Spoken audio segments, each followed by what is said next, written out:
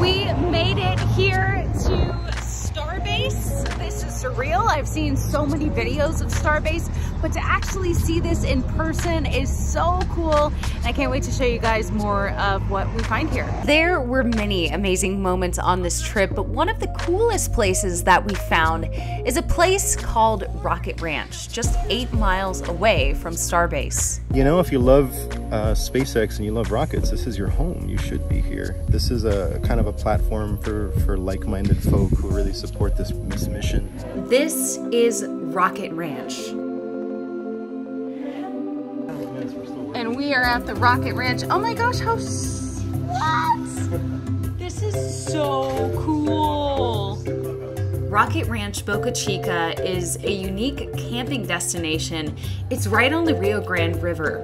There's all this this crazy energy in this place. It's also only 8 miles away from Starbase. The area is also a wildlife preserve home to hundreds of species of birds. So right behind us, it's an ocelot preserve. We're actually on an endangered migratory path for like South and Central American birds that come through here.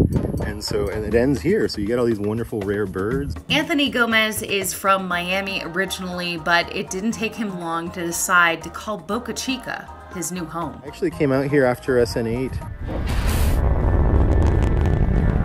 It was one of those things. We were on a cross-country road trip, and you know, I've been following the program since Hoppy and seeing everything kind of progress. And once 8 was in, it was one of those you know, tingly feelings where you're just like, I have to go see this somehow. In his opinion, Rocket Ranch is the best place to watch the launches, especially when they take you on their boat or their bus to this very cool viewing site. We'll get to that in a moment.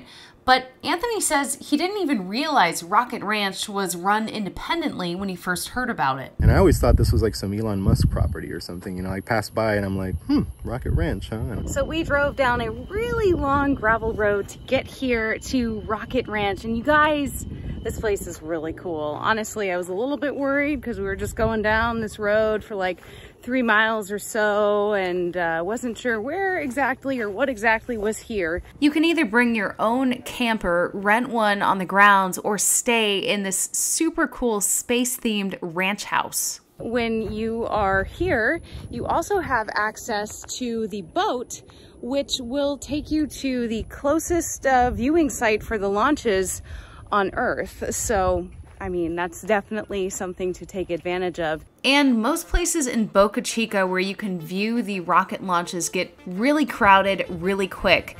That's why Rocket Ranch provides an intimate experience and an unforgettable community. That's the key. It's like having the small, intimate groups that can really share that moment. Mm-hmm. You know, you make these great bonds with people. I mean, all the folks that I have seen a lunch with, I feel like those people are my family. You know, it's an amazing thing to get all these people together that love this thing and support this thing and are really trying to push for it, versus all the naysayers and all that, oh, there's a billionaire, blah, blah, blah. It's like all this thing. It's like, so what? Somebody's got to do it. And for the launches, you know, we get under 100 people certainly. I don't like having more than 30 people at a time here, because you start to get into this weird tribalism after 30 people. Yeah, after, you know, usually if you have under 30 people, everybody knows each other. They sort of mix and mingle. And then after that, you start getting these factions of folks that like come into their own group. So I like to keep it small and intimate, as a contrast to South Padre, which is just, you go there and it's just like 2 cans. Anthony has already taken small groups on this boat to a special viewing site to see the launches. Oh, and those cows that are mooing are actually from across the water in Mexico. Yeah, that's how close it is. So we have to come that way to go that way. And then once you're flowing that way, now it's straight down to, there's a little wiggle, but you end up at SpaceX eventually. Or I really end up at the Delta of Mexico. Anthony says the max capacity on the boat is 15, including himself and a crew member. We just recently purchased a school bus, and that's going to be for the orbital launch. That's Mexico. Right over there is Mexico. Are there gators? I have seen one alligator. So I was driving the boat and I saw an alligator kind of peek its head. Rocket Ranch was started by a man named David Santalina. He is an airline pilot, and he had the idea to create this unique space for rocket enthusiasts to come together and sort of have this crazy glamping experience, one that they'll never forget. Yeah, we got some feeder tanks from SN4 here. So this was ground service equipment that got blown out of the ground. In my social group, it's very challenging to find people that are really into this thing. Yeah. So to get a place where everybody can just kind of come together and share their love for this is kind of spectacular. Yeah, have you guys had a lot of guests in the past We do have year? a lot of guests. We get a lot of really interesting people. We've had tons of YouTubers come through here, some pretty big folks, and I've not gotten Elon here yet, but I'm sure he will at some point. Yes, I like that. Yeah. Do you get any pushback from SpaceX about being that close to the No, launch pad? no, not at all. We actually get a lot of support from them. Also, side note, Teslas are welcome, as you can see. Recently, we acquired our Starlink and our point-to-point. So if you look up, there you go. So that's our unique point-to-point. Also, as you can see, they have Starlink, so I got a little bit excited. Oh, look at that. Computer, turn on the rocket ball. What? The rocket wall filled with super cool remnants and souvenirs from the many rocket launches. This is from SN8, and this just kind of keeps locks and things like that from kind of moving around too much. So it just acts as a kind of a filter. So we are a campground, we are an Airbnb, and as of most recently, we're the closest observation area on Earth to the rocket. So we actually have a property out at Starbase, which is 3.4 miles away from the launch pad. That makes it closer than SPI and pretty much anywhere else. Can we break down the rates real quick? The rates, so the rooms will start at about $100. So they go between 80 and 120 depending on the day, depending on the room. So we have, a little bit more affordable rooms. Primitive camping's $50. And then if you do an RV with power, it's $70. The Airbnb runs $600. We provide some water if necessary. And then we do have open rooms, bathrooms, and showers. How much are the boat rides? Well, we actually offer that as part of our VIP packages for our launch opportunities. So if you're in town and you want to see the launch from the closest place on Earth, which is pretty cool, our packages out there start at $150. That's the base package, and that is the closest line of sight you can see anywhere on Earth. 100, so we can put 100 folks at that property. What? It's a decent sized observation area. So there'll be food trucks out there. There'll be, and then there's elevation. So we have two. That's what I was going to ask about their features. So it's more than that. So we have a 9-foot container with another 10-foot observation area, and that's already on a 5-foot berm. So we're talking something like 30 feet above the ground. Yeah. So we have 2 access points. So the thing about it is, usually for launches, you got like a 90-minute kill window. Even before the TFR is open, they're already kind of like, hey, what are you doing here, kind of thing. Wait, for the audience, what's a TFR? A TFR, temporary flight restriction. So what that means that nobody should be in that area anymore, and essentially no plane should be flying there is really what that means, but that's more of a don't be here anymore.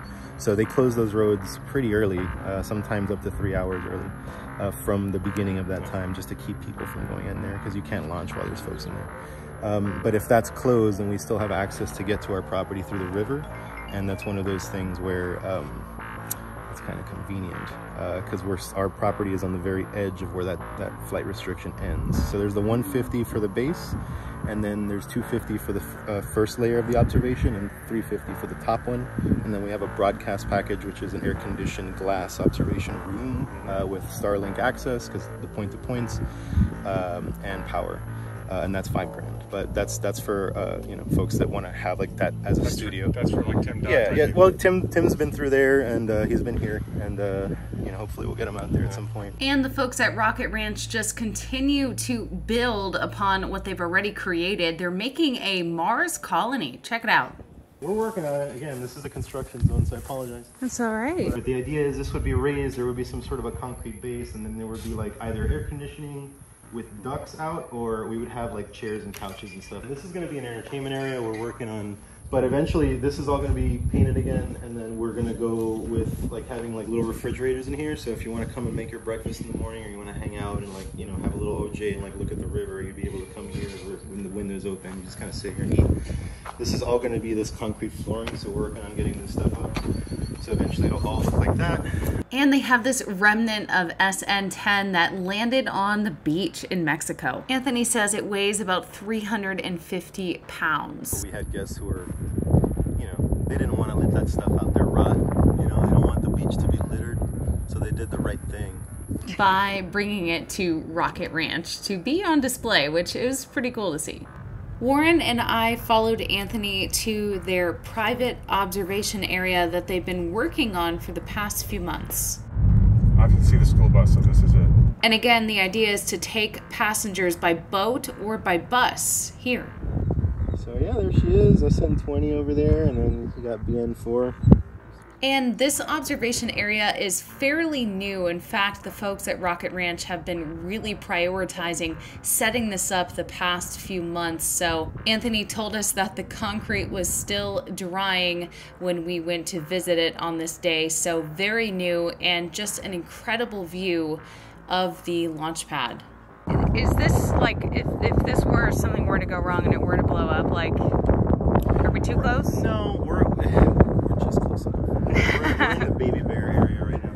So we're not, so as the projections have demonstrated, we're not in the immediate danger zone. Mm-hmm. We're going to provide ear protection, but we request that everybody have some sort of ear protection, because if it explodes, then you're basically going to have permanent hearing damage. There's a small chance you get hit, but by that time you're already inside the container. So the idea is, but below us is going to be only an art gallery. In the event that something does happen, you got to go to the firebolt. And of course, yeah, I wanted to try.